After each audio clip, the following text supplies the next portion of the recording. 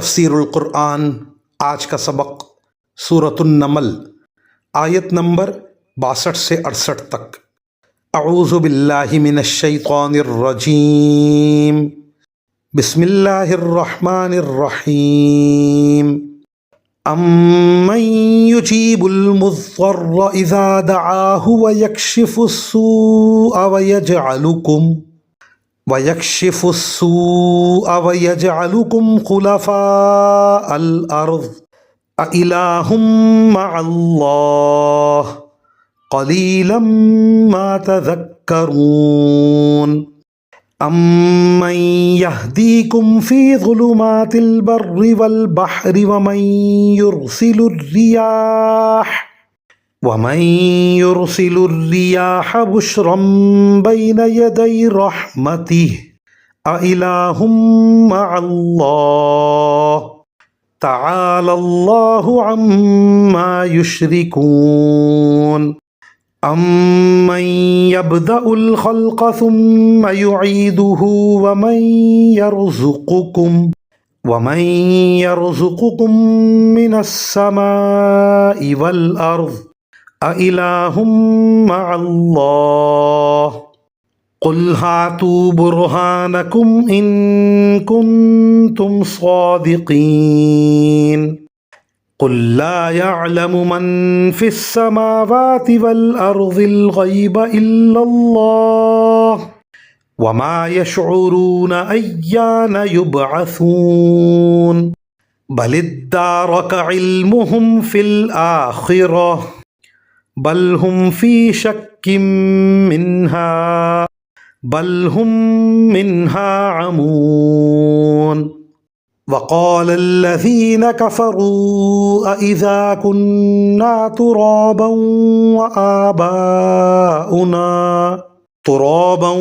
وآباؤنا أئنا لمخرجون۔ لقد وعدنا هذا نحن وآباؤنا من قبل إن هذا إلا أساطير الأولين۔ ترجمہ: بھلا وہ کون ہے کہ جب کوئی بے قرار اسے پکارتا ہے تو وہ اس کی دعا قبول کرتا ہے اور تکلیف دور کر دیتا ہے، اور جو تمہیں زمین کا خلیفہ بناتا ہے۔ کیا پھر بھی تم کہتے ہو کہ اللہ کے ساتھ کوئی اور خدا ہے؟ نہیں، بلکہ تم بہت کم نصیحت قبول کرتے ہو۔ بھلا وہ کون ہے جو خشکی اور سمندر کے اندھیروں میں تمہیں راستہ دکھاتا ہے، اور جو اپنی رحمت کی بارش سے پہلے ہوائیں بھیجتا ہے جو تمہیں بارش کی خوشخبری دیتی ہیں؟ کیا پھر بھی تم کہتے ہو کہ اللہ کے ساتھ کوئی اور خدا ہے؟ نہیں، بلکہ اللہ اس شرک سے بہت بالا و برتر ہے جس کا ارتکاب یہ لوگ کر رہے ہیں۔ بھلا وہ کون ہے جس نے ساری مخلوق کو پہلی بار پیدا کیا، پھر وہ اس کو دوبارہ پیدا کرے گا، اور جو تمہیں آسمان اور زمین سے رزق فراہم کرتا ہے؟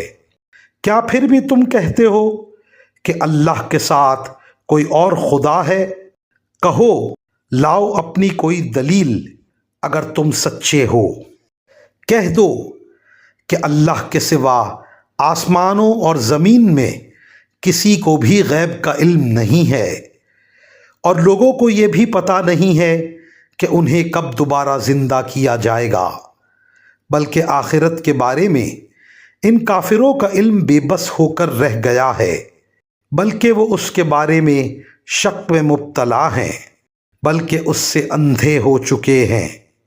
جن لوگوں نے کفر اپنا لیا ہے وہ کہتے ہیں کہ کیا جب ہم اور ہمارے باپ دادے مٹی ہو چکے ہوں گے تو کیا اس وقت واقعی ہمیں قبروں سے نکالا جائے گا؟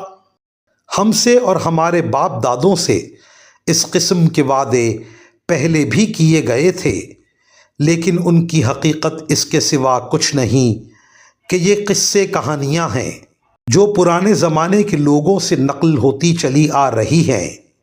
ان آیات کی تفسیر میں مفسرین کرام فرماتے ہیں اللہ تعالیٰ اپنے پیغمبروں کو غیب کی بہت سی باتیں وحی کے ذریعے بتا دیتے ہیں، اور اس سلسلے میں سب سے زیادہ غیب کی خبریں حضور سرور عالم صلی اللہ علیہ وسلم کو عطا فرمائی گئی تھی، لیکن مکمل علم غیب اللہ تعالیٰ کے سوا کسی کو حاصل نہیں ہے، اس لیے اس کے سوا کسی کو عالم الغیب نہیں کہا جا سکتا۔ وآخر دعوانا ان الحمد للہ رب العالمین۔